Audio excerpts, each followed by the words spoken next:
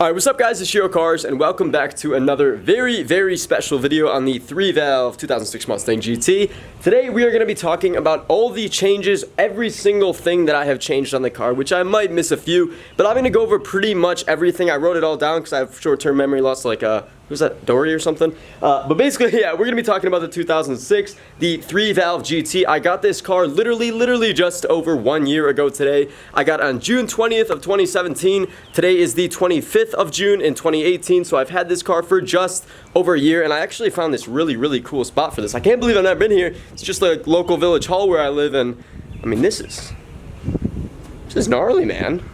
Damn. Alright, so yeah, before I get blabbering on as usual, we're going to be doing one special kind of edit type video I'm planning on making for a total montage of my time with this car. I've loved it, and we're going to do all that in that video, as well as something very important. I mean, 0 to 60 test, man. How could we not? We did that right when I got the car. We did a stock 0 to 60 test, and that video has accumulated over 50-something thousand views, which is awesome, so we definitely got to get this thing back. Alright, so first things first, we got to head to the back. On my spoiler, I got the new phone mount mod. I've actually wrote down every single part that I've got in this car, so I'm going to leave this right here. I'm just going to try to go off memory. If I forget something, I'll check the list at the end, I guess. So basically, first things first, we have the JLT Series 3 cold air intake. I read the reviews on this, looked at dyno charts, looked at forums, and decided to go with this one simply because of the price. It was a pretty good solid deal, and also as well, this intake is rated for a good amount of power. A lot of dyno tuners / performance builds, blah blah, use this intake on these cars. Very popular, very good intake for me so far, and the diameter is just, I mean, this thing is literally massive. The filter is,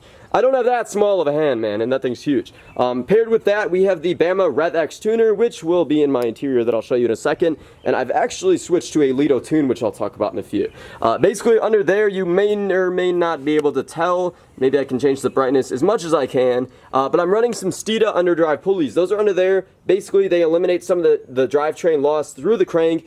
They change the pulley size, blah blah. Not too familiar with what they do, but I got them in, and they do make an effect, which should be good for anywhere from 8 to 10 horsepower and around the same torque. They're really good. They actually raise my trap speed in the quarter mile and overall time pretty well, and I definitely noticed these things coming in hot. So yeah, those are a good buy. The JLT intake, I have the tune. What else do I have done in here, man? I'm blanking for a second. That might actually be it on the engine bay, I think. Wait, intake, tune. So yeah, as you can see, the engine is not too far from stock. I've got the cold air intake JLT Series 3, the Bama tune, which I mean kind of goes through the interior, but it's running through the engine, and then the Steeda underdrive pulleys. That's all that's done in the engine bay so far. Now, I can't really show you. I'd have to get the car in a lift, but under there, right from the stock manifolds that I have on, I have a Pipes catless H-pipe. It kind of probably goes from like there. I don't know if that, no, that's not right in the camera. Okay, well, it's under the car. It goes from these stock manifolds on the engine. It goes down from there. It's the catless H-pipe by Pipes. Basically, it eliminates the cats entirely, so this thing's definitely going to pass emissions where I live. Just kidding, it's not. But basically, yeah, we've got the Pipes catless H-pipe. The main difference that you will notice with this is the extremely loud sound, especially when paired with the MBRP muffler elites that I have in the back. So the car's running currently, and most of the time I've had it, has been running a straight pipe. After that, we come to the back of the car.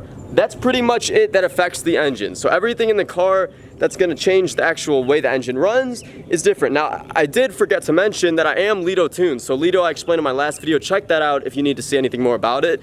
But basically, Lido is a reputable tuner from Venezuela, actually. But his tunes are incredible. He does only 3 valves, and he knows these cars like the back and front of his hand. And these things are crazy. His tune is awesome.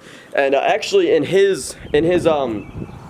when he tuned my car, when I went back to the drag strip, it ran much cleaner. The way it just pulls on the top end and the overall idle, blah blah of the car, the pull of it, and obviously the power was improved. So I really like his tune. Check him out. Check out my last video if you need to find him.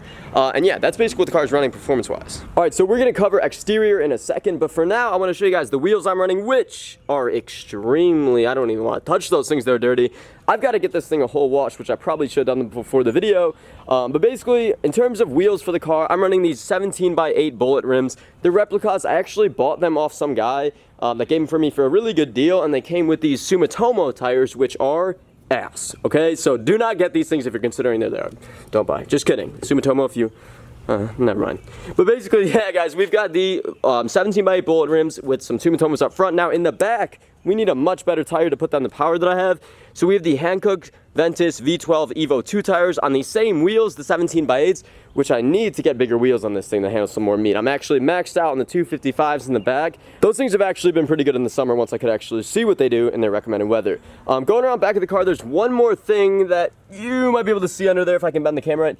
Those two red things in the back that hang way too low are my BMR lower control arms. And the reason they're so low right now is actually given the fact that I have this tire setup. So basically right now, if you can tell, this is a 17-inch rim running a 40 sidewall on the tire. What that means, if you don't know, is that this, you can probably tell from all of this wheel gap, is that this is a very short tire. The actual diameter of this tire is 25 inches, whereas the stock tire is coming around a little over 27 inches. So just running the stock tire and wheel setup, your tire's gonna be about this high, which will actually raise up this part of the car, and the car will sit higher, which is why, since this is so short, those BMR control arms are really far, or really close to bottoming out. My car is actually pretty, it's weird, but it sits low, so the car is actually low. I mean, I'm not a tall guy, and I'm much taller than this thing. However, the wheel gap on the car is absolutely atrocious given the fact that I'm not lowered, I'm on the stock springs, but I'm lowered essentially with these tires, which creates this very massive and ugly wheel gap, which I have to get taken care of. So that is pretty much actually everything that's done in the car that will actually affect the way the car drives, performs, races, etc. And I'm going to do a full video actually showing my quarter-mile times, but just those minor mods and minor changes to the car, given the stock 300 horsepower, they've made a huge improvement. Now in terms of exterior stuff, I'm going to try to go over it pretty quickly. I know you guys are into it, but I'm more of the performance guy, but I have changed a lot on this car, which I should show you guys. Up front, we have the hood pin kit. So this was a part of a Speedform kit that came with these. It came with, I think it was black lug nuts, and as well as the, if you guys can see over there, which I'll show you, the blacked out gas cap or something like that. But yeah, those hood pins look really aggressive. A lot of people say that they're only really meant for the super fast cars, which my car probably isn't. But basically, my dad has a 69 Mach 1, and when I got this car, since I was driving a blue Mach 1 before that, I was like, you know what, that'd probably be pretty cool to put the hood pins on and match my dad's car, which his obviously has it. And then you can see they go from there and attach right up front up here, and it looks pretty clean on the car. In my opinion, it looks good for a muscle car. So I'm pretty sure it's MMD, but I might be wrong on this one. These are the quarter window louvers. I'll try to get a better angle at those things. They look really good, and I think they complement the car very well. This is the gas cap that I was talking about in the exterior. It really just complements the car. I didn't think it would do much, but it came with the kit and the hood pins, but it actually looks a lot better, and it just kind of swings open. I don't even know how that thing stays shut, to be honest. I think it's definitely a magnet. Basically, from there, we have the blacked out side view or side reflector things. I don't know if you can see that very well, but it's basically just a little tint that you put on the car. Now it's funny because a lot of people think I'm going for the entirely blacked out look in the car, and the thing about it is, like, for example, my friend Chase with the white 5.0, he puts black accents on his car like I do, but his looks amazing because it's so much contrast of white to black. I think that looks awesome. I'm not too into the whole blackout thing. However, the minor mods and minor changes that I've done to this car, like wheels and side markers and all that stuff, really pretty much blacked out the car. The only real color you'll see on this car is when you get to the back and look at the taillights. But yeah, we basically just got a Mustang plate frame, whatever. From the back, it's pretty much stock. I did, obviously, one of my first videos I made, dusted up the chrome emblem into black. I think that does look a lot cleaner. I'm not huge into chrome. I would rather have black. And then obviously we've got the quarter windows from the side. I think I'm missing something, but I can't tell. In the front, we actually do have these these turn signal housings, which are blacked out. Now, these are actually not tints like in the back. These are fully blacked out. So this is a housing that I actually took my bumper off, put these in, put the bumper back on. So the housing itself is black, which actually, in my opinion, looks a lot better than the tints. We also are running the fog light covers. I was thinking about doing the deletes, which probably look a little bit better. But the fog light covers work well for me. You literally just pop them on there. And I just, for some reason, I know a lot of people disagree with me, but I personally think the black ones look a lot better. And I do this every goddamn video. I talk so fast. Trust me, guys, I'm aware of it. And I get out of breath, and then I have to take a break. And I'm also checking while we're at it of what I missed. So, works out.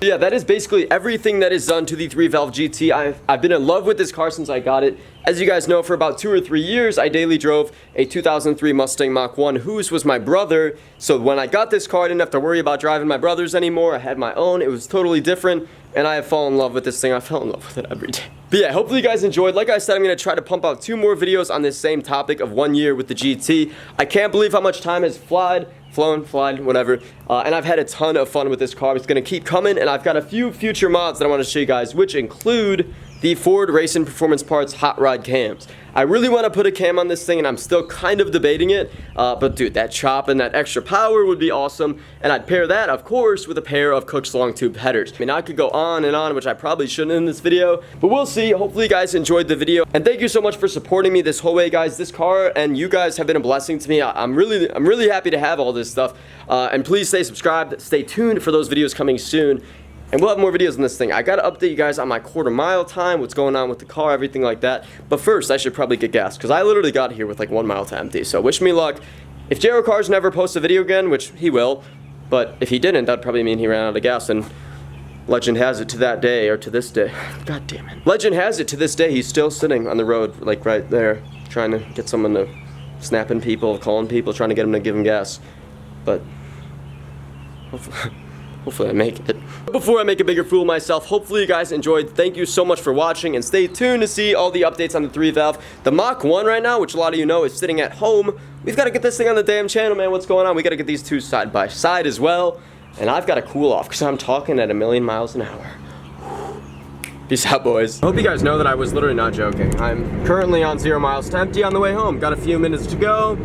And hopefully the legend doesn't come true that JR Cars will run out of gas. We've made it past the first road, which is what I was saying. So hopefully the legend isn't true. But you got this. Come on.